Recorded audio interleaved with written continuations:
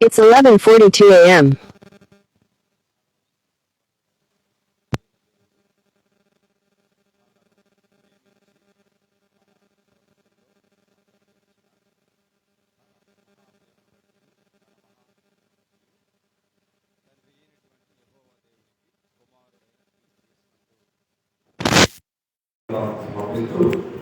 ఆరాధనకు చేరి కూడినటువంటి నా ప్రియ సహోదరి సహోదరులందరికీ కూడా మన ప్రభువును రక్షకుడైన క్రీస్తు ప్రభువారి ఘనమైన నామములో అందరికీ హృదయమైన వందనాలు శుభాలు తెలియజేస్తున్నాను.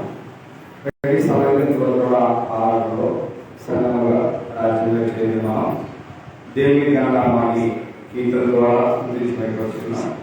ఈ సమయంలో మనం కలిసి పరిశుద్ధాత్మ నుండి విలువైన శ్రేష్టమైన దేవుని మాటలు వినడానికి నేర్చుకోవడానికి ఆలోచన కలిగి ఉన్నాం. కాబట్టి ఈ సమయంలో మనం వినేటువంటి ఆ ధ్యానాంశం ఏంటంటే దేవుని పిల్లలు ఎవరు అనే విషయాన్ని మనం ఆలోచన చేయబోతున్నాం. దేవుని పిల్లలు ఎవరు అనేటువంటి విషయాన్ని మనం ఎడడానికి ముందుగా మన పిల్లలు ఎవరో మనకు తెలుసు, పక్షి పిల్లలు పక్షులు తెలుసు, కోడి పిల్లలు కోడి తెలుసు, కాకి పిల్లలు కాకి తెలుసు, కోడి పిల్లలు కోడి తెలుసు. ఎవరి పిల్లలు ఎవరికి జ్ఞాపకం అవసరం లేదు. కాబట్టి అవన్నీ అందరికీ తెలుసు. ఎవరి పిల్లలు ఎవరన్నది అందరికీ తెలుసుకోవాలి. కాబట్టి అలాగే లోకంలో ఉన్న ప్రజలందరూ, లోకంలో ఉన్న ప్రజల్లో దేవుని పిల్లలెవరో, దేవుని పిల్లలు కాని వారు ఎవరో అన్నది దేవునికి తెలుసు. తెలియదు కదా, తెలుసు. కాబట్టి మనం చాలా మంది ప్రజలు ఇవాళ ప్రార్థన పెడతామని చెప్పుకుంటూ పెట్టినవారు, దేవుణ్ణి నమ్మేవారు, దేవుని విశ్వాసం ఉంచిన వారు క్రైస్తవులో పుట్టినప్పటికీ లేదా ప్రార్థనా జీవితాన్ని కొంతకాలం ఆరంభించి కొంతకాలం ముగిసినప్పటికీ కూడా చాలామంది అనుకునేటువంటి ఆలోచన ఏంటంటే మనమంతా మేము దేవుని పిల్లలమైనటువంటి ఆలోచన చాలా మందిలో ఉండొచ్చు, తప్పేమి కాదు. కానీ దేవుని పిల్లలు ఎవరు, దేవుని పిల్లలు ఎవరు కాదు అనేటువంటి విషయాన్ని మనం పరిశుద్ధ గ్రంథం నుంచి గమనించినట్లయితే లేఖనాలు ఈ విధంగా మొత్తం మాట్లాడుతూ ఉన్నాయి.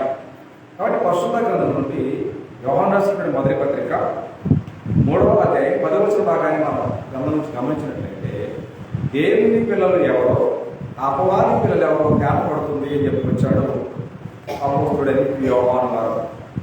యోహాను రాసిన మొదటి పత్రిక 3వ అధ్యాయం 10వ వచన భాగంలో ఈ రీతిగా లేఖనాలు మనతో మాట్లాడుతున్నాయి. గ్రంథం నుండి యోహాను రాసిన మొదటి పత్రిక 3వ అధ్యాయం 10వ వచన భాగాన్ని, దీనిని బట్టి దేవుని పిల్లలెవరో అపవాది పిల్లలెవరో తేటపడుతున్నది. నీతిని జరిగించని ప్రతివాడు, తన సహోదరుని ప్రేమింపని ప్రతివాడు దేవుని సంబంధులు కాదు అన్నాడు. కాబట్టి ఎవరైతే దేవుని మూలముగా పుట్టి దేవుని మూలముగా జన్మించి తిరిగి మళ్ళా పాపాలలోనికి వెళ్ళిపోతూ ఉన్నారో వారు దేవుని పిల్లలైనటువంటి ఛాన్స్ కోల్పోతున్నారు. కాబట్టి పైకి వచ్చేది ఒకసారి మీరు గమనించినట్లయితే అపవాది మొదటి నుండి ఏం చేస్తాడట, అపవాది మొదటి నుండి పాపమే చేస్తాడు. కాబట్టి పాపము చేయడం అతని లక్షణం, ప్రజల చేత పాపాలు చేయించడం అతని నైజం. అతను పాపాలు చేస్తూ ఉంటాడు, అతడు ప్రజలందరి చేత పాపాలు చేయిస్తూ ప్రజలందరినీ కూడా దేవునికి దూరం చేసేటువంటి గొప్ప యాగాన్ని సాతానుడు కలిగి ఉన్నాడనే విషయాన్ని గ్రంథం మనకు బోధిస్తూ ఉంటుంది. కాబట్టి ఇక్కడ మనం గ్రంథాన్ని గమనించినట్లయితే పాపము చేయి ప్రతివాడు కూడా అపవాది సంబంధి. పాపం చేయకుండా ఎవరైనా ఉన్నారా? లేరు కదా. రోమపత్రిక 3:8 చెప్తుంది, ఏ భేదము లేదు, అందరూ పాపం చేసి దేవుడు అనుగ్రహించే మహిమను పొందలేకపోతున్నారనే భావాన్ని గ్రంథం మనకు బోధిస్తుంది. కాబట్టి మరి ఈ లోకంలో పాపం చేయని వారు ఎవరైనా ఉన్నారా అంటే లేదు. కాబట్టి యోహాను రాసిన మొదటి పత్రిక 3వ అధ్యాయం 4వ వచన భాగంలో ఆజ్ఞను అతిక్రమించేవాడు ఆజ్ఞాతిక్రమమే పాపము అని అన్నాడు. అంటే ఆజ్ఞ అతిక్రమించి పాపం చేస్తాడు, ఆజ్ఞాతిక్రమమే పాపము అన్నాడు. అంటే ఈ లోకంలో దేవుని చిత్తానికి వ్యతిరేకంగా ఒక వ్యక్తి ఆజ్ఞ అతిక్రమించి పాపం చేస్తే ఆ వ్యక్తి దేవుని మనసులో నుండి, ఆ వ్యక్తి దేవుని కుటుంబంలో నుంచి, ఆ వ్యక్తి దేవుని యొక్క ఉద్దేశంలో నుండి, దేవుని సంకల్పంలో నుంచి బయటికి తీసివేయబడిన వ్యక్తి. దానికి ఎగ్జాంపుల్ ఏంటంటే దేవుడు ఎంతో ఉద్దేశపూర్వకంగా ఎంతో ఉన్నతమైనటువంటి ఆలోచన, ఉన్నతమైన ప్రణాళికతోటి దేవుడు మానవుని సృష్టించాడు. ఆదికాండం 1-2 అధ్యాయంలో అదే ఆదాము నుంచి మనం చదువుతూ ఉంటాం. కాబట్టి దేవుని యొక్క మనసులో ఉన్న ఉద్దేశాన్ని ఆ వ్యక్తి కాలు రాశాడా నేల రాశాడని అంటే ఆ వ్యక్తి నేల రాసినట్టుగా గ్రంథం మనకు బోధిస్తుంది. కాబట్టి ఎప్పుడైతే ఆదిమ మానవుడైనటువంటి ఆదాము ఆజ్ఞను అతిక్రమించి పాపం చేశాడో అతన్ని ఏదైనా వనం నుంచి బయటికి తోసివేసినట్లుగా, గెంటించినట్లుగా, బయటకు నెట్టివేసినట్లుగా కనబడుతూ ఉంది. అంటే అర్థం ఏంటంటే దేవుని కుటుంబంలో నుండి, దేవుని మనసులో నుండి, దేవుని ఉద్దేశంలో నుండి ఆ వ్యక్తిని బయటికి తోసివేశాడు. కాబట్టి ఈ లోకంలో జీవించే ప్రతి మానవుడిని, ఆజ్ఞ అతిక్రమించి పాపం చేసే ప్రతి మానవుడిని కూడా దేవుడు తోసివేశాడు. కాబట్టి ఎప్పుడైతే దేవుని మనసులో నుండి, దేవుని కుటుంబంలో నుంచి ఆ వ్యక్తిని బయటకు తోసివేశాడో ఆ వ్యక్తి ఏ వ్యక్తిగా మారాడు అని అంటే అపవాది సంతానంగా మారతాడు. అపవాదికి కుమారుడుగా, అపవాదికి దాసుడుగా మారేటువంటి పరిస్థితులు, పరిణామాలు గ్రంథం మనకు బోధిస్తున్నాయి. కానీ మరి ఒక మానవుడు పాపం చేయకముందు మనమంతా ఎవరి సంతానం? మనం కోతి సంతానమా, కుక్క సంతానమా, అది ఇంకెవరి సంతానం అని అంటే ఈ లోకంలో మనిషి యొక్క మనసులో ఉన్న ఏ సంతానం అయితే కాదు. కానీ మనమంతా ఎవరి సంతానం అని గ్రంథం మనకు బోధిస్తుందని అంటే మనమంతా దేవుని సంతానం అనేటువంటి మాటని ఖచ్చితంగా గ్రంథం మనకు బోధిస్తుంది. ఒకసారి అపోస్తుల కార్యగ్రంథం 17వ అధ్యాయము, అపోస్తుల కార్యగ్రంథం 17వ అధ్యాయంలో ఈ మాట ఏదిగా మనకు గ్రంథంలో కనబడుతూ ఉంటున్నది. అపోస్తుల కార్యగ్రంథం 17వ అధ్యాయము 29వ భాగాన్ని, కాబట్టి మనము దేవుని సంతానమై ఉండి అని అన్నారు. ఎవరి సంతానం? కాబట్టి మనమంతా దేవుని సంతానమై ఉండి అని అన్నాడు తప్ప మనం కాకి సంతానం కాదు, కుక్క సంతానం కాదు, కోతి సంతానం అంతకంటే కాదు. కాబట్టి మనమంతా దేవుని సంతానమే. వన్స్ అపాన్ ఏ టైం, ఒకనొకప్పుడు దేవుని పిల్లలమే, మనం దేవుని సంతానమే. కానీ ఒక మానవుడు దేవుని ఆజ్ఞను అతిక్రమించి పాపం అనేది ఎప్పుడు చేస్తూ ఉంటాడో, తన జీవితంలో ఈ పాపం అనేది ఎప్పుడు ప్రవేశిస్తూ ఉంటాడో ఆటోమేటిక్గా ఆ వ్యక్తి పాపానికి దాసుడు అవుతాడు, సాతానికి దాసుడు అవుతాడు, సాతానికి కుమారుడు అవుతాడు, దేవునికి శత్రువు అవుతాడు, దేవునికి కుమారుడు కాదు.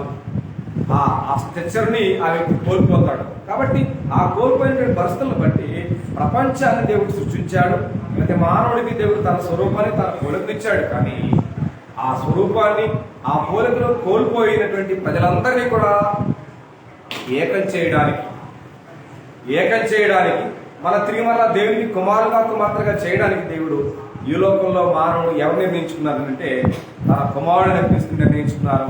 ఒకసారి యోహాను సువార్త 11వ అధ్యాయము 52వ భాగాన్ని మనం గ్రంథం నుంచి గమనించగలిగినట్లయితే, యోహాను సువార్త 11వ అధ్యాయము 52వ భాగంలో యేసు ఆ జనము కొరకు మాత్రమే కాక చెదిరిపోయిన దేవుని పిల్లలను ఏకముగా సమకూర్చుటకు సావనై ఉన్నాడు అని ప్రవశించను అని అన్నారు. కాబట్టి యేసుక్రీస్తు వారి లోకానికి వచ్చి మనందరి పాపాలను తన భుజాల మీద వేసుకుని కలుగుని శిలువ మీద మరణించాలని, సమాధి చేయబడాలని, తిరిగి 3వ దిన పునరుద్ధరణ లెగవాలి అనేటువంటి విషయం ఆలోచన రోమా అధికారులది కాదు, రోమా సైన్యాన్ని కాదు, లేదా యూదులది కాదు. కానీ ఆ ఉద్దేశం కనుక ఎవరున్నారు అంటే మహోన్నతమైనటువంటి దేవుని సంకల్పం ఉన్నదని, దేవుని ఉద్దేశం ఉన్నదని, అదంతా కూడా దేవుని చిత్తం అనే భావాన్ని గ్రంథం మనకు బోధిస్తూ ఉంటుంది. లేఖనానుసారంగా మీరు గ్రంథాన్ని గమనించినట్లయితే అంటే ఆయన మనందరి పాపాల నిమిత్తమే చనిపోతే తప్ప తిరిగి మళ్ళా మనము దేవునికి కుమారులమయ్యే ఛాన్సు లేదు. కాబట్టి ఆయన అందరి పాపాలతో చవడానికే ఆయన ఉన్నాడని ప్రవచించబడింది. ఆ ప్రవచనానుసారంగా ఆయన ఈ లోకానికి వచ్చి మనందరి పాపాల కొరకు ఆయన మరణించినట్లుగా, సమాధి చేయబడినట్లుగా, తిరిగి 3వ దిన పునరుద్ధరణైనట్టుగా లేఖనాలు ప్రస్తావన చేస్తూ ఉన్నాయి. కాబట్టి దానిని బట్టి మనకు ఏమర్థమవుతుందంటే మనం అందరము కూడా దేవునికి పిల్లలు అవడానికి అధికారాన్ని సూచిస్తూ ఉంది అన్నాడు. ఏమవడానికి? దేవుని పిల్లలు అవడానికి. ఎందుకనంటే ముందు దేవునికి పిల్లలు అవ్వాలి అంటే పాపంలో ఉన్న వ్యక్తి ఏం అంగీకరించాలా? పాపములో ఉన్న వ్యక్తి అంగీకరించాలి. కాబట్టి యోహాను సువార్త 1:12 ఏమన్నాడంటే తన్ను ఎందరు అంగీకరించిరో, తన నామందు ఎందరైతే విశ్వాసం ఇచ్చారో వారందరికీ కూడా దేవుని పిల్లలకు ఆయన అధికారాన్ని అనుగ్రహించాడు అనే మాట అక్కడ రాయబడి ఉన్నది. నిజంగా చాలా మంది అంగీకరించాలి అంటున్నాడు. దేని అంగీకరించాలా? ఒక పాపైన మానవుడు దేని అంగీకరించాలా? ఒక పాపైన మానవుడికి దిక్సూచులు చూపించగలిగేటువంటి వెపన్ ఆయుధం ఏంటి మన ప్రపంచంలో? పాపైన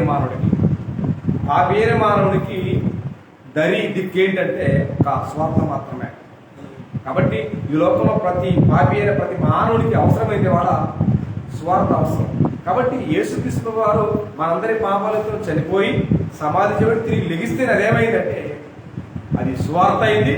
అది పాపను రక్షించే దేవుని శక్తిగా పరిగణించబడింది గ్రంథ ప్రకారం మనం గమనించినట్లయితే. కాబట్టి తనను ఎందరో అంగీకరించరు అన్నాడు. చాలా మంది అంగీకరించరంటే లోబడరు, ఒప్పుకోరు, దాన్ని తిరస్కరిస్తూ ఉంటారు.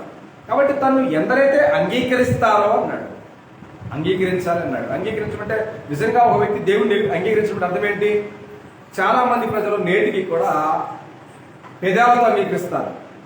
దీంతో పెదాలతో అంగీకరిస్తారు, హృదయాన్ని దూరం చేస్తూ ఉంటారు. అది ఆరాధించేటువంటి సంఘాల్లో ఉన్న భక్తుల పరిస్థితి కూడా అదే అయింది. కాబట్టి మత్తయి 15 అన్నాడు, ఈ ప్రజలు తమ పెదవులతో నన్ను గణపరుస్తున్నారు అని అన్నాడు, కానీ వారి హృదయం నాకు దూరంగా ఉన్నది అని అన్నాడు. కానీ క్రైస్తవ్యం అంటే పొడి మాటలు చెప్పుకునేటువంటి భక్తి భావజాలం అనేది గ్రంథంలో లెక్కడం లేదు.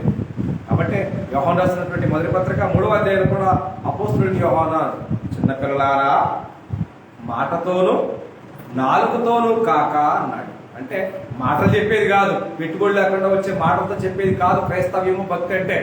కాబట్టి ఆ భక్తికి ఉన్నటువంటి భావాజాలను గురించి మాట్లాడుతూ సత్యముతోనూ క్రియలతోనూ ప్రేమిస్తేనే అది భక్తి అవుతుందని చెప్పి అక్కడ మాట్లాడాడు. కాబట్టి సత్యము అనేటువంటి మాట అది దేవుని మాట, సత్యము అనేటువంటి మాట అది దేవుని వాక్యం. కాబట్టి ఆ వాక్యానికి లోబడగలిగితే, ఆ వాక్య ప్రకారము క్రియారూపంగా చేయగలిగితేనే అది భక్తి అవుతుంది. కానీ వాళ్ళ నోటి మాటలతో పెదాలతో చెప్పినంత మాత్రాన అది భక్తి అవడానికి ఏమాత్రం కూడా అవకాశం లేదన్నది లేఖనాల యొక్క సారాంశమై ఉంటున్నది. దానిని మనం గమనించవలసిన వారమై ఉంటున్నాం. కాబట్టి ఈ భూమి మీద జీవించే ప్రతి మానవ జీవితానికి వాక్యం చాలా అవసరం, అవును కదా? చాలా అవసరం. కానీ వాళ్ళు చాలా మంది సత్యాన్ని అంగీకరించలేరు, వాక్యాన్ని అంగీకరించలేరు. అంగీకరించడం లేదా? ఒక వ్యక్తి వాక్యాన్ని అంగీకరించలేని పరిస్థితుల్లో ఉన్నాడు అంటే అతని దగ్గర ఏమున్నట్టు? ఒక వ్యక్తి వినే వాక్యాన్ని, చదివే వాక్యాన్ని, గ్రంథములో ఉన్న దేవుని వాక్యాన్ని, దేవుని మాటను అంగీకరించలేని పరిస్థితుల్లో ఉన్నాడు అని అంటే ఆ వ్యక్తి ఏ పరిస్థితుల్లో ఉన్నాడో గ్రంథం స్పష్టంగా బోధిస్తూ ఉంది. దయచేసి యాకోబు రాసిన పత్రిక 1వ అధ్యాయము 21వ భాగాన్ని మనం గమనించినట్లయితే, అందుచేత సమస్తమైన కల్మషమును విర్రవీగుతున్న దుష్టత్వమును మాని అని అన్నాడు. అంటే కల్మషము అనేటువంటిది మనసుల్లో కల్మషం, హృదయాల్లో కల్మషం, మనసాక్షిలో కల్మషం ఉన్న ఏ వ్యక్తి దేవుని వాక్యాన్ని సావధానంగా వినలేడు, గ్రహించలేడు, దాన్ని అంగీకరించలేడు. కాబట్టి ఇక్కడ అందుచేత సమస్త కల్మషమును విర్రవీగుతున్న దుష్టత్వం అన్నాడు. అంటే విర్రవీగేది ఈ అహంకారం. దేని చూసుకొని? దేని చూసుకొని? మనకున్న ఉద్యోగాలు చూసుకొని, మనకున్న స్టేటస్ చూసుకొని, మనకున్న కార్లు, బంగ్లు, మేళాలు, విద్యలు, వీటన్నిటిని చూసుకొని దేవుని వాక్యం ముందు అవి ఏమి నిరుపయోగమైన విషయాన్ని మనం గమనిస్తూ ఉన్నా సరే వాటిని చూసుకుని మనిషి గర్వపడుతూ ఉంటాడు. కాబట్టి విర్రవీగుతున్న దుష్టత్వం, అహంకారం, అది చాలా నాశనకరమైన సంగతి. అవన్నీ కూడా అపవాది సాతానుడికి లక్షణాలే. ఎందుకనంటే అపవాది పిల్లలకు ఎవరి లక్షణాలు వస్తాయి? అపవాది లక్షణాలు వస్తాయి. దేవుని పిల్లలకు దేవుని లక్షణాలు వస్తాయి. కాబట్టి దేవుని వాక్యం ఏదైతే ఉందో దాని ప్రకారంగా జీవిస్తూ ఉన్న వారిలో దేవుని కుమారుల లక్షణాలు ఉంటాయి. దేవుని వాక్యాన్ని ఇష్టపడిన వారు లేదా అంగీకరించిన వారు అపవాది పిల్లలుగా ఉండేటువంటి అపవాది లక్షణాలు ఉంటాయి. కాబట్టి అపవాది కూడా మొట్టమొదటి లక్షణం ఏంటంటే వాడు సత్యమందు నిలిచిన వాడు కాదు అన్నాడు. ఒకసారి యోహాను రాసిన సువార్తలో మన మాట చదవబోతూ ఉన్నాం. నిజంగా సత్యము అంటే వాడికి మంట. ఇవాళ దేవుని పిల్లలు కాని వారికి కూడా వాక్యం అంటే చాలా కోపం వచ్చింది. వాక్యం చెబుతా ఉంటే కోపాలు వస్తూ ఉంటాయి, శాతగాని కోపాలు. పాపాల వల్ల ఉపయోగం లేదు. విన్న వాక్యాన్ని బట్టి జీవితాన్ని గురించి ఆలోచన చేస్తే ఉపయోగం ఉంటుంది, కానీ ఆవేశపడటం వల్ల ఏం ఉపయోగం లేదు. కాబట్టి ఒకసారి యోహాను సువార్తలో యేసు ప్రభు వారి సాతాను గురించినటువంటి సంతానం గురించి మాట్లాడుతూ 8వ అధ్యాయంలో, యోహాను సువార్త 8వ అధ్యాయంలో మాట్లాడుతున్న సందర్భాన్ని మీరు ఒకసారి గమనించినట్లయితే 44వ భాగాన్ని, మీరు మీ తండ్రి యగు అపవాది సంబంధులు, మీ తండ్రి దురాశను నెరవేర్చుకుంటున్నారు. ఆది నుండి వాడు నరహంతకుడై ఉండి అదిగో సత్యమందు నిలిచిన వాడు కాదు. ఇది కాన్సెప్ట్. ఇవాళ దేవుని వాక్యం అనేటువంటి సత్యవాక్యంలో ఎవరైతే నిలిచి ఉంటారో వారు మాత్రమే దేవుని పిల్లలు. సత్యవాక్యాన్ని విడిచిపెట్టి లోక సంబంధమైనటువంటి పరిమితులు లేకుండా జీవిత విధానాన్ని కొనసాగించేవారు ఎవరైతే ఉంటున్నారో వారు దేవుని పిల్లలు కాదు. కాబట్టి వాడు సత్యమందు, ప్రారంభం నుంచి కూడా వాడు సత్యమందు నిలిచిన వాడు కాదు. వాని యందు ఏం లేదు, సత్యమే లేదు. వాడు అబద్ధమాడినప్పుడు తన స్వభావం అనుసరించి మాట్లాడును. వాడు అబద్ధికుడును అబద్ధమునకు జనకుడునై ఉన్నాడు. నేను సత్యమనే చెప్పుచున్నాను కనుక మీరు నన్ను నమ్మరు. సత్యానికి, నిజానికి, యథార్థానికి ఎక్కడా కూడా చోటు లేదు. అనువంత కూడా మీరు గ్రంథాన్ని గమనించినట్లయితే నిజానికి అబద్ధానికి ఉన్నటువంటి వ్యత్యాసాన్ని మనం ఒకసారి గమనించినట్లయితే అబద్ధం ఆకాశానికి అంటుంది. ఎప్పటికీ నిజం నిద్రలేసేసరికి అబద్ధం ఆకాశానికి అంటుంది. కానీ ఇవాళ క్రైస్తవులు చెప్పుకునే మన దగ్గర సత్యమందు అనగా వాక్యానుసారంగా జీవించే జీవన ప్రమాణాలు ఎక్కడా కనిపించడం లేదు. సత్యాన్ని అనగా దేవుని వాక్యం అనే దాన్ని పక్కన పెట్టి కేవలం మన ఇష్టాల ప్రకారంగానే మన భక్తి భావాజాలాన్ని లోకంలో రుజువు చేసుకుంటున్నాం. కానీ వాక్య ప్రకారంగా మన భక్తికి, మన భావాజాలానికి, మన దానికి ఆధారాలు ఎక్కడా లేవు. ప్రియ దేవుని పిల్లల గ్రంథాన్ని గమనించినప్పుడు కాబట్టి దేవుడు చూసేది లోకంలో నువ్వు ఎంత గొప్పగా భక్తి భావజాలాన్ని కనబరుస్తూ ఉన్నావు అనేది కాన్సెప్ట్ కాదు. ఆ భక్తి అనేది లోక సంబంధమైనది కాదు. భక్తి అనేది ఎప్పుడు కూడా వాక్యపరమైన, దైవ సంబంధమైనటువంటి, ప్రామాణికమైనటువంటి రుజువులతో కలిగినటువంటిది భక్తి. కాబట్టి సాతానుడు ప్రారంభం నుండి కూడా సత్యమందు ఇచ్చిన వాడు కాదు, వాడి దగ్గర సత్యమే లేదన్నాడు. కాబట్టి ఎవరైతే సత్యవాక్య ప్రకారంగా మన జీవితాన్ని సరిచేసుకుంటూ నడుస్తూ ఉంటారో వారు మాత్రమే దేవుని పిల్లలైన అవకాశం ఉంటుంది తప్ప మరొకటి కాదని విషయాన్ని కూడా గ్రంథం మనకు బోధిస్తుంది మనం గ్రంథాన్ని గమనించినప్పుడు. కాబట్టి ఈ లోకంలో కంటికి కనబడేది ఏ సెట్ అయినా, ఏ జంతువైనా, ఏ పక్షి అయినా ఖచ్చితంగా దానికి ఏముంటుందంటే బీజము అని అంటారు. బీజము అంటే తెలుసా మీకు? బీజము అంటే అర్థం ఏంటంటే విత్తనము తెలుగు భాషలో. విత్తనం అన్నాడు. అట్లా కానీ సృష్టి ప్రారంభం ముందు అడగండి, విత్తు ముందా శక్తి ముందు అంటే అది కాంట్రివర్సల్. కాబట్టి దేవుడు సృష్టి క్రమంలో విత్తనములిచ్చు వృక్షములన్నిటిని కూడా దేవుడు సృష్టించాడు. దేవుడు సృష్టి తర్వాత మాత్రమే ఆ సృష్టించినటువంటి లేదా ఆ మురిసినటువంటి చెట్లన్నీ కూడా విత్తనాలను ఇస్తూ మురుస్తూ ఉన్నాయి. అలాగే ఇప్పుడు మొలవా చెట్లు, ఇవాళ ఏ చెట్టు అయినా మొలవాలంటే ఏం కావాలా? ఖచ్చితంగా విత్తనం కావాలి. అది మానవులైనా, కోతులైనా, కుక్కలైనా, పిల్లులైనా, భూమి మీద కనబడేటువంటి ఏ వృక్షమైనా సరే దానికి విత్తనం అనేది ఖచ్చితంగా కావాలి. కాబట్టి క్రైస్తవ జాతి లేదా క్రైస్తవ్యం అనేటువంటిది వృద్ధి చెందాలి అంటే ఏం కావాలి? ఏ శక్తి అయినా మనమంటే విత్తనం కావాలంటాం. నిజంగా లోకంలో ఉన్న ఒక పాపి అయిన మానవుడు క్రైస్తవుడుగా తిరిగి జన్మించాలంటే విత్తనం ఏంటి? ఏమండి? వాక్యమే. లూకాసు వార్త 8:11 మీరు చూడగలిగితే వస్తాయి. లూకాసు వార్త 8:11లో విత్తనమే దేవుని వాక్యము అన్నాడు. విత్తనమే దేవుని వాక్యం అని చెప్పుకొచ్చాడు లూకాసు వార్తలో. కాబట్టి ఈ లోకంలో విత్తనములు అని చెప్పుకునేటువంటిది ఏ విత్తనమైనా క్షయమైపోయాయి. అర్థమేంటి? క్షయము అంటే అర్థమేంటి? నశించిపోయాయి, కొంతకాలానికి కనుమరిగిపోయాయి. అవి క్షయమైన విత్తనాలే. కానీ నిజమైన క్రైస్తవుడు ఏ బీజం నుంచి పుట్టాలంటే అక్షయ బీజము నుండి అని అన్నాడు. అక్షయం అంటే అర్థమేంటి? క్షయము అంటే నశించిపోయేది, కొంతకాలానికి కనుమరుగైపోయేది, కొంతకాలమే ఉండేది క్షయమైపోయేది. అక్షయమైందంటే అర్థం ఏంటంటే శాశ్వత కాలం ఉండేది, నిరంతరం ఉండేది. ఏంటయ్యా అని అడిగితే దేవుని వాక్యం మాత్రమే. కాబట్టి నిజమైన క్రైస్తవులు లేదా దేవుని పిల్లలు అని చెప్పబడుతున్న వారు ఎవరైతే ఉంటారో వారు క్షయబీజం నుండి కాక అక్షయ బీజం అనేటువంటి దాని నుంచి మీరు పుట్టారు అని చెప్పుకొచ్చాడు అపోస్తుడైన పేతురు రాసిన మొదటి పత్రిక చూడడం సమయంలో. అపోస్తుడైన పేతురు తన పత్రికను రాస్తూ పేతురు రాసిన మొదటి పత్రిక 1వ అధ్యాయము 22 నుంచి మనం గ్రంథాన్ని గమనించగలిగినట్లయితే పేతురు రాసిన మొదటి పత్రిక 1వ అధ్యాయము 22, 23 వచనాలను మనం గ్రంథం నుంచి గమనించబోతా ఉన్నాం ఈ సమయంలో. పేతురు రాసిన మొదటి పత్రిక 1వ అధ్యాయము 22, 23 వచనాలు.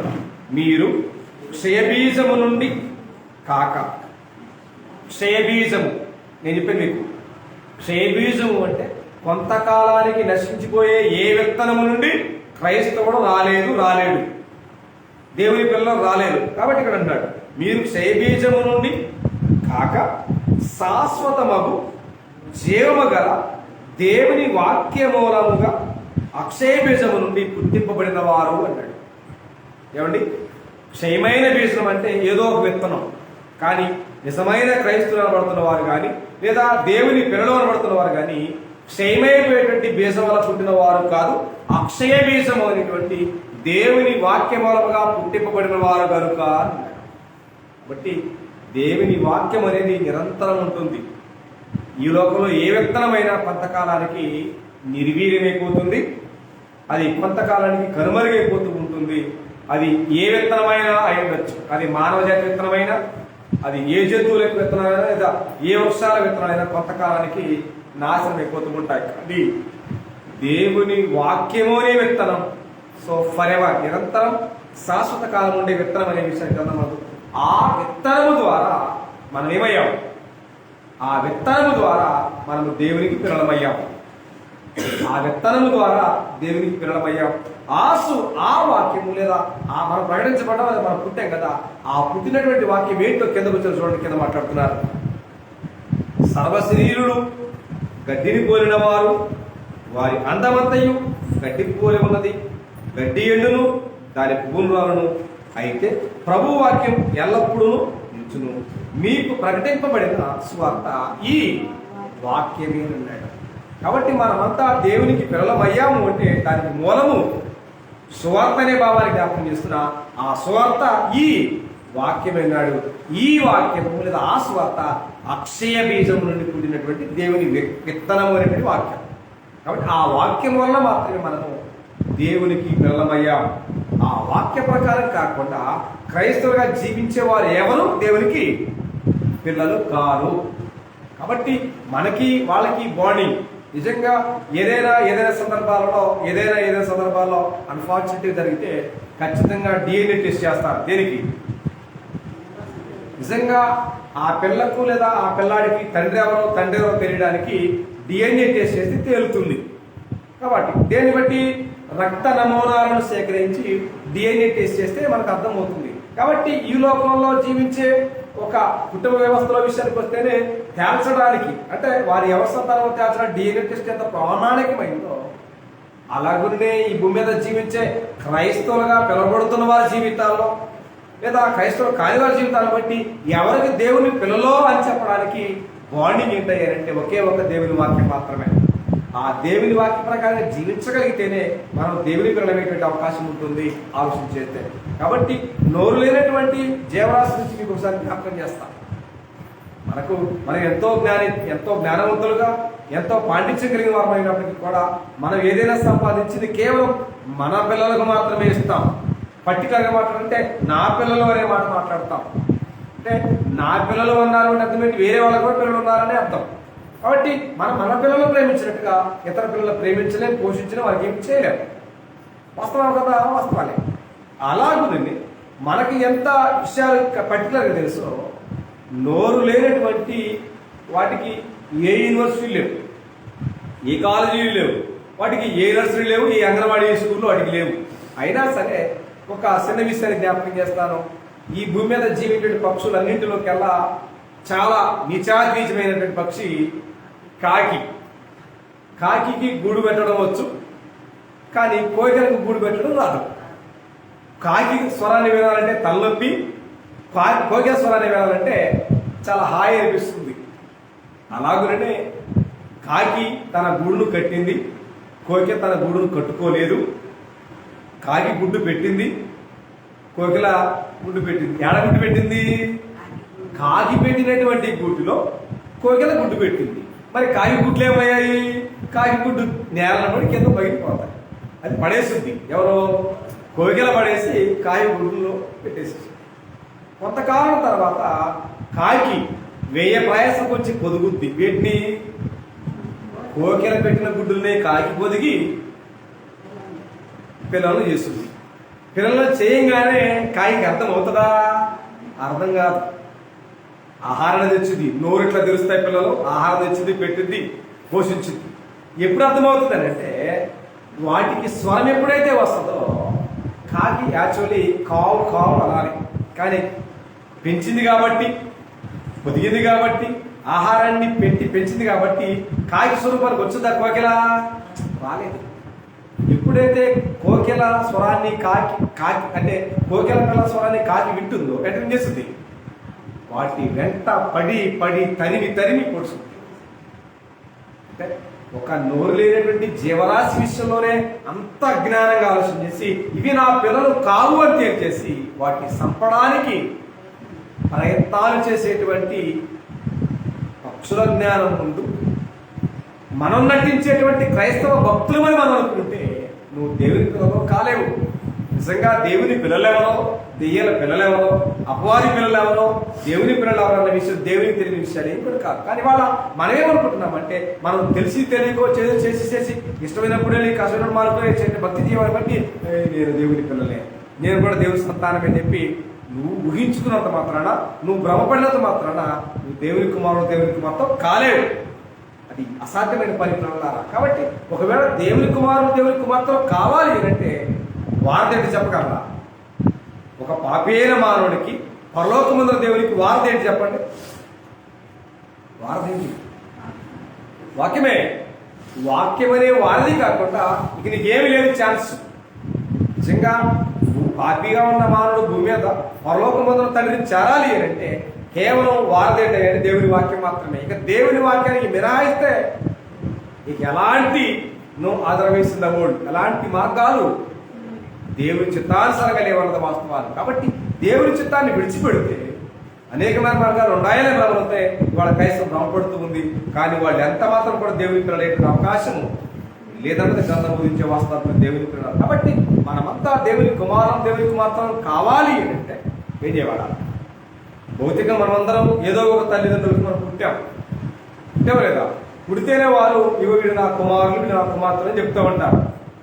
నేను ఎవరికో పుట్టి వాళ్ళు నా తల్లిదండ్రులు చెప్తారా? వాళ్ళు ఒప్పుకోరు. ఎవరు ఒప్పుకోరు? కాకే ఒప్పుకోలేదు, నేను ఒప్పుకుంటాను, నేను ఒప్పుకుంటాను. కాకే ఒప్పుకోలేదు కదా, ఇది నా పిల్లలు కాదని పొడిచి చంపేస్తా ఉంటే మరి లోకంలో నువ్వు నేను ఎట్లా ఒప్పుకుంటాం? ఒప్పుకోం కదా.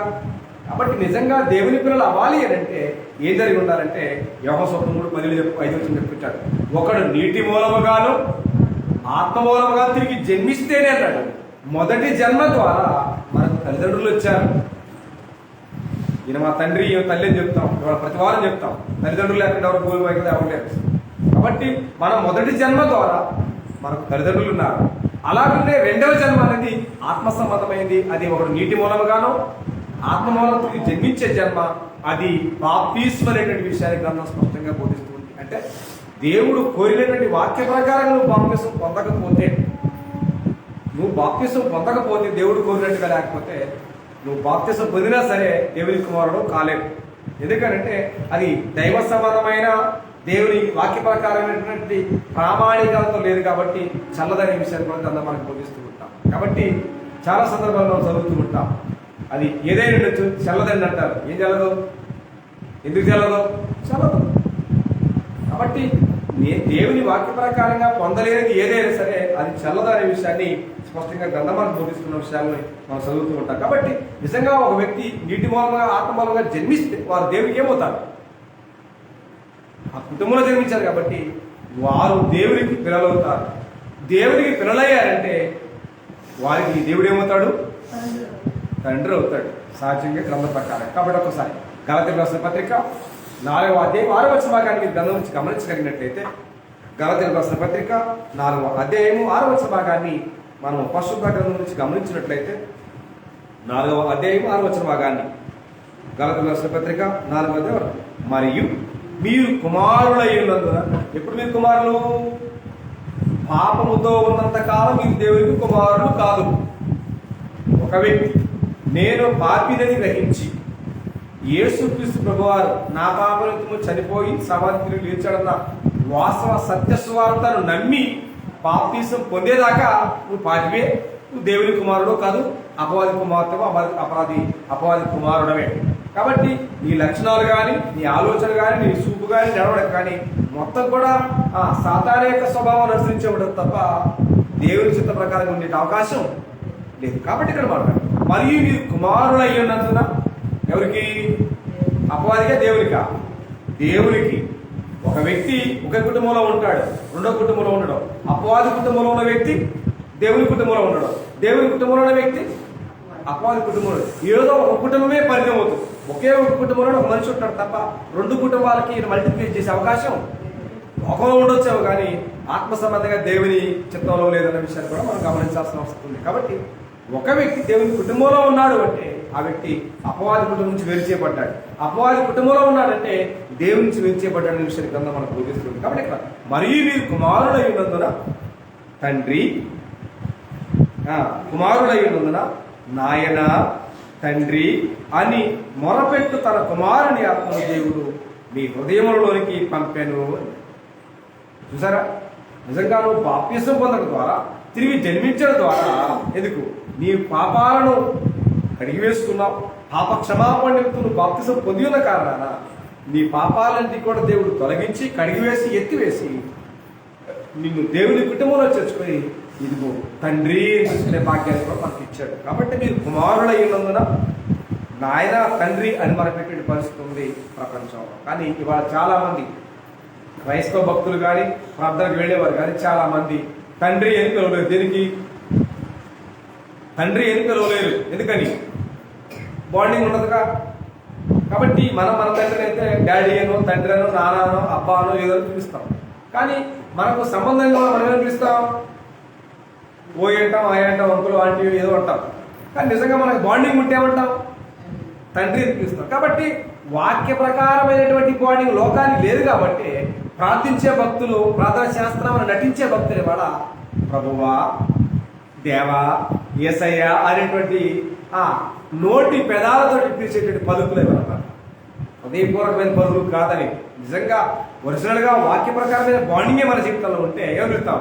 తండ్రి అని పిలుస్తాం. తండ్రి అని పిలిచిన దానికి, ప్రభు అని పిలిచిన దానికి, దేవాన్ని పిలిచిన సంబంధం ఉందా? ఖచ్చితమైనటువంటి భావాచారాన్ని గమనిస్తే మీరు కుమారులు అయినందున నాయన, తండ్రి అని మనం పెట్టే గొప్ప అథారిటీని, ఎంత మహద్భాగ్యాన్ని దేవుడు మనకు అనుగ్రహిస్తే, ఈ భాగ్యం, ఈ జ్ఞానం ప్రపంచాన్ని లేక ఎన్నిసార్లు ఎన్ని పదాలతోనైనా ప్రభువారి పదాలతోనే మనం పెదాలతోటి పదాలను వల్లిస్తున్నామే తప్ప అంత లోతుగా, డెప్త్గా, డీప్గా వెళ్ళి మనం తండ్రి, నాయన అని మనం పెట్టినటువంటి దౌర్భాగ్యమైన జీవితాలు ప్రపంచంలో కోట్ల మంది దగ్గర ఉన్నాయి. వాళ్ళు దేవుని పిల్లలు కాదు. దేవుని పిల్లలు అయితేనే తండ్రి ఎందుకు పిలవగలుగుతావు. దేవుని పిల్లలు కాకపోతే వాళ్ళు ఏదో ఒకటి కాలయాపన కోసమే వేదాలతోటి అడుక్కునేవాడు వస్తాడు. మళ్ళీ అడుక్కునేవాడు ఇంటి ముందుకు వస్తాడు. ఏమంటాడు? అమ్మగారు అంటాడు, అయ్యగారు అంటాడు, ఏదేదో చెబుతాడు. ఎందుకు? వాడి మన అమ్మగారు, అయ్యగారు కాదు. వాడు కాలయాపన కోసం, వాడు పట్టకోటి కోసం ఏదో మాటలు చెబుతాడు. ఇవాళ ప్రపంచం అంతా దేవుని వాక్యం వెలగకుండా, దేవుని వాక్యానికి లోబడకుండా, క్రైస్తవులు కూడా నేను దేవుని పిల్లల మీద భ్రమలో వాళ్ళు ఎన్నో చేయొచ్చు. కానీ ఈ కెనాట్ యాక్సెప్ట్ ఎనీబడి. ఆయన ఎవరిని జీవించడం? వాక్య ప్రకారంగా జీవించే వారితో మాత్రమే దేవునికి సంబంధం ఉంది. వారు మాత్రమే దేవునికి కుమారులు, కుమార్తె అయిపోయే అవకాశం ఉంది తప్ప మరి ఎవరికి లేదనే భావాన్ని కూడా గ్రంథం మనకు బోధిస్తుంది. కాబట్టి మీరు కుమారులై ఉన్నందున తండ్రి, నాయన అని మొదలుపెట్టి తన కుమారుని ఆత్మను దేవుడు మీ హృదయాల్లోనికి పంపాడు. కాబట్టి కాట్లాడుతూ, కాబట్టి నీవిక దాసుడవు కాదు అన్నాడు. దేనికి? లోకానికి దాసుడవు కాదు, సాతానికి దాసుడవు కాదు, వాడి ఒడులు నిద్రపెట్టే పరిస్థితి కూడా లేదు. దేవుడు నిన్ను విడిపించాడు. ఎక్కడి నుంచి? అపవాది పాదాల కింద నుంచి, అపవాది యొక్క దాసత్వం నుంచి దేవుడు విడిపించాడు. కాబట్టి కొలస్సీ పత్రిక 1:13 చూద్దాం. ఆయన మనను అంధకార సంబంధమైన అధికారముల నుంచి విడుదల చేసి తాను ప్రేమించిన తన కుమారుని యొక్క రాజ్యనివాసులుగా చేసెను అనేటువంటి కాన్సెప్ట్ కొలస్సీ పత్రిక 1:13 మనం చదువుతూ ఉంటాం. ఆయన విడిపించాడు. విడిపించిన మనం ఏమంటారు? ఇప్పుడు దేవుని దగ్గర ఉండాలా, దేవుని సన్నిధిలో ఉండాలా, ఆయన కుటుంబంలో మనం ఉండాల్సినటువంటి పరిస్థితి దేవుడు మనకు ఇస్తే. కాబట్టి నీవిక దాసుడవు కాదు, నీవు కుమారుడవే. కుమారుడవే అయితే దేవుని ద్వారా వారసుడవు అన్నాడు. వారసుడికి వారసుడు కాదు తేడా ఉంటుందా లేదా? వారసుడే. వారసుడు అంటే ఎవరు నమ్మినా నమ్మకపోయినా, ఎవరు ఒప్పుకున్నా ఒప్పుకోకపోయినా ఆయన దేనికి వారసుడు? దేనికి? ఆస్తి అంతటికి కూడా వారసుడు. దేవుడి కుటుంబానికి వారసుడు, కుటుంబానికి పెద్ద అవుతూ ఉంటాడు. కాబట్టి అలాంటి ఆధిక్యతను దేవుడు వాక్య ప్రకారంగా జీవించే క్రైస్తవులకు మాత్రం దేవుడు ఇచ్చాడు తప్ప ఆదివారం అడావుడిగా ప్రార్థనకి వెళ్ళే వారికి ఎవరికి కూడా అలాంటి అధికారం లేదన్నది గ్రంథం గురించి వాస్తవాలు. కానీ ఎందుకు లేదంటున్నామనంటే మనం వారు జీవితం అంటే వారి భక్తి ప్రమాణాలు అనేటువంటివి దేవుడు కోరినా లేదా దేవుడు చెప్పిన వాక్య ప్రకారంగా జీవించలేని కారణాన వారు భ్రమలో ఉన్న క్రైస్తవులు తప్ప వాస్తవమైన క్రైస్తవులు కాదు. కాబట్టి వారు దేవుని పిల్లలు కాదు. భ్రమలో ఉన్న క్రైస్తవులంతా కూడా అపవాది సాతాను సంతానమే తప్ప వారి మధ్యలో వారికి ఆ మధ్యలో ఏం లేదంటే దేవుని వాక్యం అనేది వారదలేదు. కాబట్టి సాతాను చెప్పేటువంటి మాయ మాటల వారదే ఉంది. కాబట్టి వారు దేవునికి పిల్లలు వారు కాలేరు. వారు ఎంతకాలం ప్రార్థనా భక్తి జీవితాన్ని జీవిస్తున్నా, వారు తలకి మీద తపస్సు చేసినా సరే వారు అపవాది సాతాను సంబంధులే తప్ప సాతాను పిల్లలే కానీ వారు దేవునికి పిల్లలు కాలేరు అనే విషయాన్ని స్పష్టంగా గ్రంథం మనకు బోధిస్తుంది. కాబట్టి చాలా మంది క్రైస్తవులు నడిపించబడుతున్నారు. ఎవరి చేత?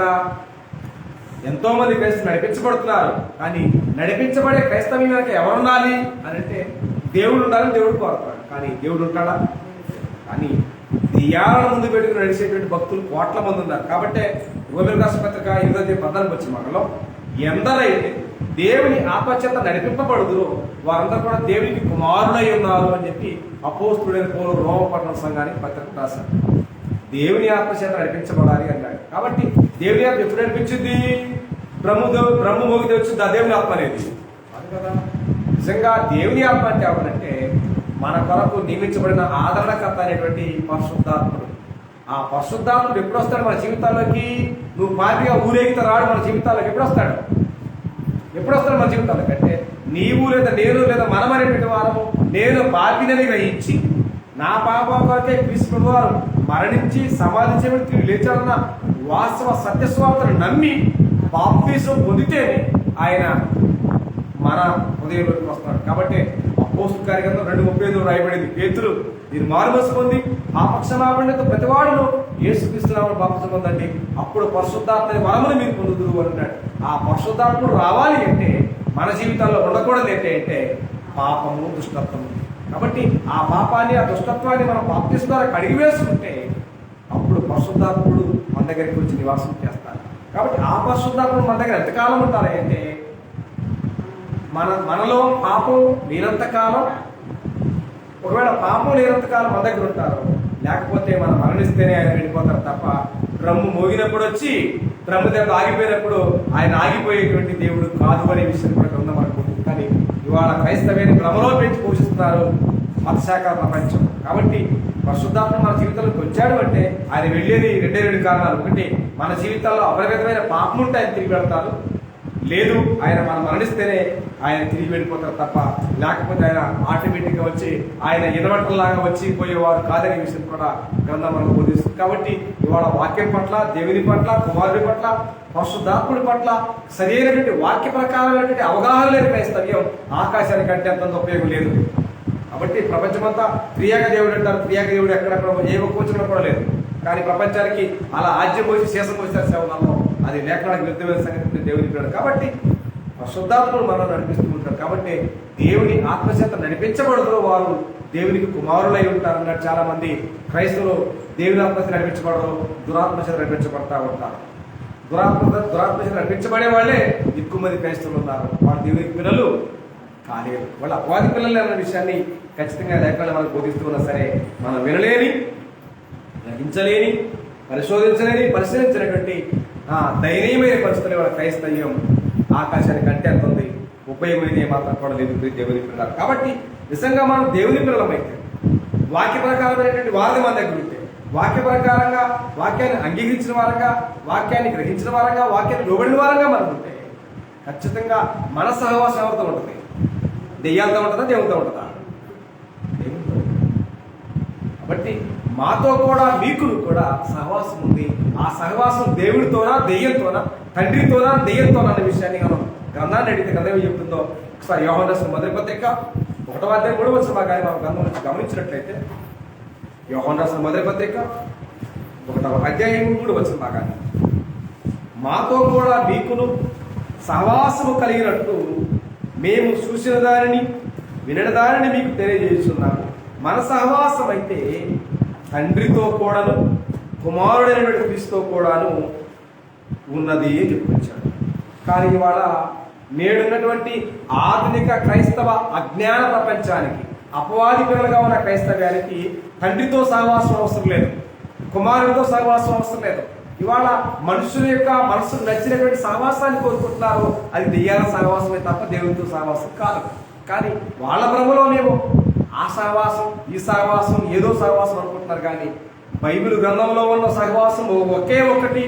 ఆ సహవాసము తండ్రి అయినటువంటి దేవుడితో కూడాను, కుమారుడైన క్రీస్తుతో కూడాను ఉండాలని దేవుడు కోరుతున్నాడు. కానీ తండ్రి సహవాసానికి మించిన సహవాసం ఎక్కడైనా ఉందా?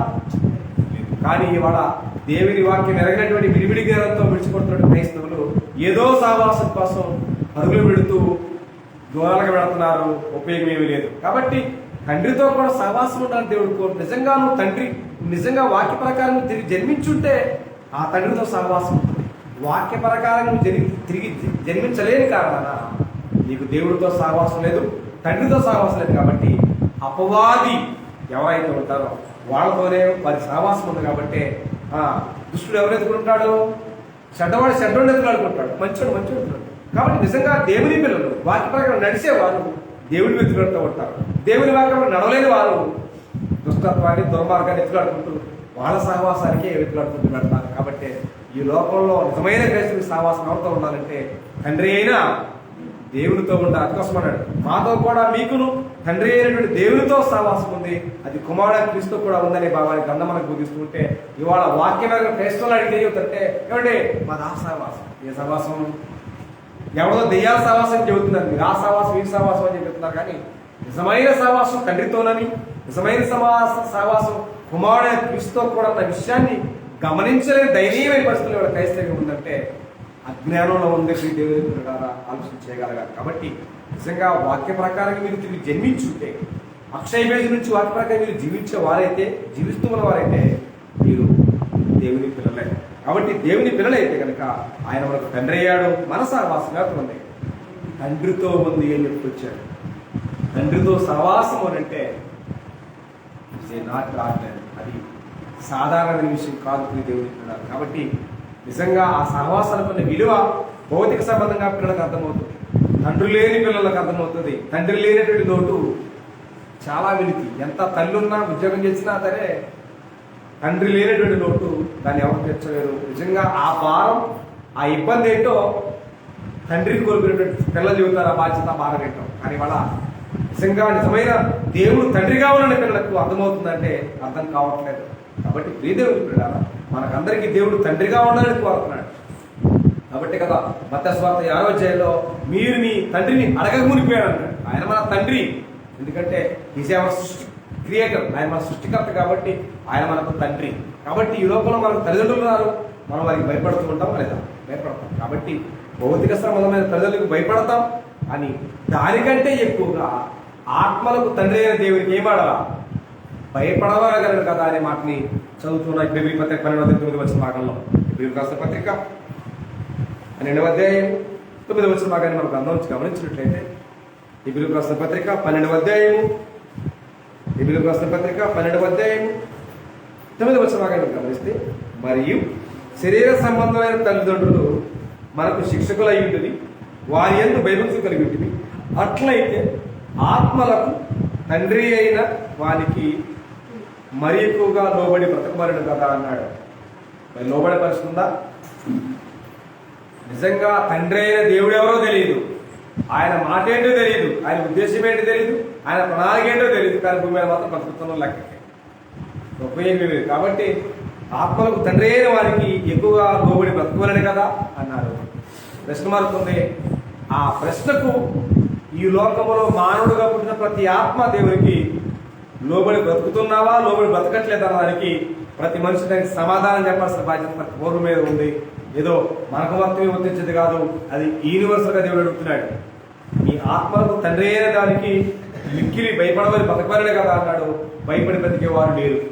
దేవుని మీద ఎంతసేపటికి తిరుగుబాటు చేయటం, దేవుని మీద పెత్తన చేయటం, దేవుని నామాన్ని వాడుకుంటూ భూమి మీద బ్రతకటమే ఎక్కువ మంది చూస్తున్నాం తప్ప దేవుని ఆత్మలకు తండ్రి అయిన దేవునికి మిక్కిలి భయపడి బ్రతకవలనే కదా అంటే బ్రతుకుతున్నారు, కానీ లోబడి మాత్రం బతకట్లేదు. దేవుని మీద తిరుగుబాటు చేస్తూ క్రైస్తవులు కూడా బ్రతుకుతున్నారనే విషయాన్ని కూడా గ్రంథం స్పష్టంగా బోధిస్తుంది. చాలా విచారకరమైన సంగతి. కాబట్టి మనము దేవుని పిల్లలమై ఉన్నాం కాబట్టి మన సహవాసం తండ్రి అయినటువంటి దేవునితో కూడాను కుమారుడు క్రీస్తుతో కూడా ఉంది. కాబట్టి మీరు లేదా మనం అనేటువంటి వారిని ఏమై ఉన్నామంటే ప్రత్యేకింపడిన వారం అని చెప్పుకొచ్చాడు. ప్రత్యేకమైన అర్థం ఏంటి? ప్రత్యేకమైన అర్థం ఏంటి? అందరితో సమానమైన? అందరితో సమానమని కాదు. కాబట్టి ఎక్కడికి వెళ్ళినా, మనం ఏ సందర్భానికి ఏ అకేషన్కి వెళ్ళినా ఖచ్చితమైనటువంటి ఒక ప్రత్యేకత మనం చూస్తాం. అది ఊడిల ఫంక్షన్కి వెళ్ళండి, పెళ్లికి వెళ్ళండి, ఏ అకేషన్కి వెళ్ళినా సరే ఆ అకేషన్కి మనం వెళ్ళిన సందర్భాన్ని బట్టి వాళ్ళు ప్రత్యేకంగానే ఉంటారు. నిజంగా మనం శ్రీమంతానికి వెళ్తాం, ఆ స్త్రీకి గాజులు, పువ్వులు, పూలు అని చెప్పి ఆమె అంతమంది స్త్రీలను కూడా ప్రత్యేకంగా ఉంటారు. ఓడిల పక్షం పడితే మగపిల్లలు ఆడుకున్నట్టు చూస్తే వాళ్ళకున్న అలంకారాలు బట్టి వాళ్ళు ప్రత్యేకంగా కనపడుతూ ఉంటారు. అలాగనే పెళ్లి సందర్భం పెడితే పెళ్లి కుమారుడు పెళ్లి కుమార్తె అందరికంటే ప్రత్యేకంగా ఉంటారు. అలాంటి ప్రత్యేకత అనేది మనం లోకంలో అకేషన్లో చూస్తున్నాం, కానీ అలాంటి ప్రత్యేకంగా ఉండాలని దేవుడు కోరిక మనం చూస్తున్నామా? కాబట్టి చూడండి, ఇప్పుడు కొద్దిగా 2వ పత్రిక 6వ అధ్యాయంలో మీరు బయలు వెళ్ళి ప్రత్యేకంగా ఉండాలన్నాడు మహోన్నతమైన దేవుడు. ఆ ప్రత్యేకత మనకుందా? ఏముంది? పందిళ్ళు మనయే, నాగపట్నం మందే, మృదుల మందే, సగరమాత మందే, ఏడ చూద్దామన్నా క్రైస్తవులే, ఆదివారం ప్రార్థనే, మిగిలిన రోజుల్లో మరి మామూలు. ఇది ప్రత్యేకత కానే కాదు మీరు దేవునికి ఉన్నారు. కాబట్టి దేవునికి ఇష్టం కానిటువంటి ఏ స్థలమైనా ఉండొచ్చు, అది నీకు సంబంధం. కానీ మనం ఏం చేస్తూ ఉంటాం? చెప్తానే ఉంటాం. దేవుడు వచ్చి కోరుకుంటాడా? కాబట్టి ఇక్కడ మాట్లాడుతున్నాం. చూడండి, 2వ కొరింథీ పత్రిక 6వ అధ్యాయం నుంచి మీరు స్పష్టంగా గమనించినట్టయితే 2వ కొరింథీ పత్రిక 6వ అధ్యాయం 10 వచ్చిన కానీ నేను వారిలో నివసించి సంచరింతును, నేను వారి ఏమైందును దేవుడునైందును, వారు నాకు ప్రజలైందు, కావున మీరు వారి మధ్య నుండి బయలుదేరి ఎలా ఉండాలంట? ఉందా ప్రత్యేకత? ఏడుందా ప్రత్యేకత? ఏమీ లేదు.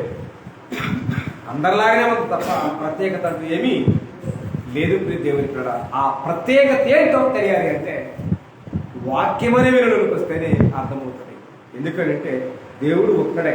ఓకేనా? గ్రంథం బోధించే దేవుడు ఒక్కడే, కుమారుడు ఒక్కటే, విశ్వాసం ఒక్కటే, అందరికీ గ్రంథంలో ఉన్నటువంటి వాక్యం కూడా ఒకటే. అలా ఉన్నది బైబిల్లో వాక్య ప్రకారంగా దేవుని మనసులో ఉన్నటువంటి సంఘము కూడా ఒక్కటే. అర్థమవుతుందా?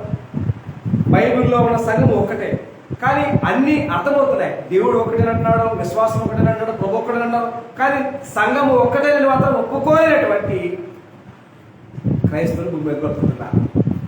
కానీ ఇక్కడ ప్రత్యేకంగా అన్నాడు అంటే అర్థం ఏంటంటే ప్రత్యేకత అనేది దేవుని మనసులో నుంచి వచ్చినటువంటి చిత్తం, దేవునికి ఇష్టమైనటువంటి ఉద్దేశం. అది ఆ ప్రత్యేకత ఏంటంటే లోకములో మనుషుల యొక్క మనసుల్లో పుట్టినటువంటి ఏ సంఘంతో దానికి పని లేదు, ఏ సంఘంతో దానికి పని లేదు. అది అవన్నీ కూడా లేఖనాల ప్రకారం, లేఖనాల విరుద్ధంగా, దేవుని చిత్తానికి వ్యతిరేకంగా అపవాది మనసులో పుట్టినటువంటి మాటలు మనుషులు వారికి ట్రై అయిపోయి తెలుస్తుంది. కాబట్టి లోకంలో అనేకమైన డినామినేషన్స్ ట్రై అయిపోయాయి. దానిలో ఉన్న వారెవరు దేవునికి సంబంధులు కారు. వాక్య ప్రకారంగా, దేవుని చిత్త ప్రకారంగా బైబిల్లో ఉన్నది ఒకే ఒక సంఘం. ఆ క్రీస్తు సంఘములో ఉన్నవారు మాత్రమే దేవునికి పిల్లలని, వారు మాత్రమే దేవునికి సంబంధం అనే విషయాన్ని స్పష్టంగా గ్రంథం విశ్లేషణ చేస్తుంది. కావాలని రుజువులతో ఉన్నాయి. క్రీస్తు సంఘము కానిది ప్రత్యేకమైనది కాదు, అది అందరిలాంటిది. క్రీస్తు సంఘము మాత్రమే ప్రత్యేకమైనది. కాబట్టి ప్రత్యేకముగా ఉండాలని, ప్రత్యేకంగా ఉండాలన్నాడు. ఆ ప్రత్యేకత మనకు కనబడుతుందా? కానీ ఇవాళ ఒక వ్యక్తి ఎక్కడ బాప్తిజం పొందినా అన్ని డినామినేషన్స్ యాక్సెప్ట్ చేస్తాయి, కానీ మనం మాత్రం ఎందుకని? అవన్నీ కూడా లేఖన ప్రకారంగా లేదు, అవన్నీ కూడా హ్యూమన్ కిడ్స్, అవి కేవలం మానవుల యొక్క పద్ధతులతో నడిచేవి మాత్రమే. కాబట్టి వారు ఎక్కడికి వెళ్ళినా వారికి నెలకొస్తారు కాబట్టి ద్రాక్షారసం రొట్టిస్తారు.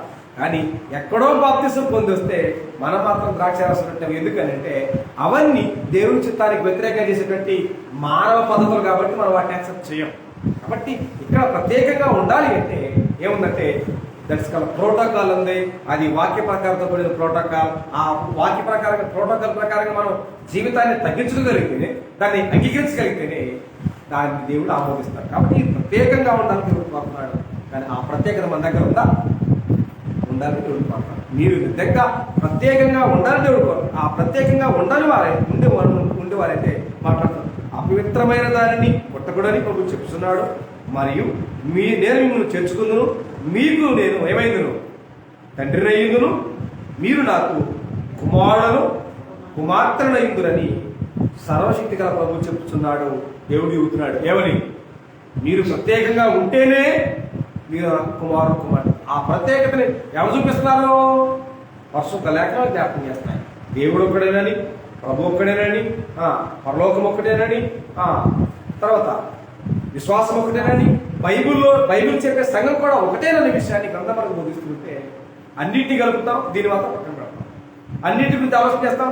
సంఘం వచ్చరికి ఏమన్నాడు అన్నీ ఒకటి అంటాం. అన్నీ ఒకటి ఎప్పుడు కోరడం అని. నీ చేతిని చూడండి ఒకసారి. నీ చేతుల్లో 5,000 ఒకలాగా లేదు, ఉన్నాయా? లేవు. నీ కుటుంబంలో పుట్టినటువంటి 4 పిల్లలు 7 ముద్రలు ఒకేలా ఉన్నాయా? మరి 7 ముద్రలే మారిపోతే మరి దేవుని చిత్తాన్ని అన్ని సమానమైన ఎలా భావించగలుగుతాం?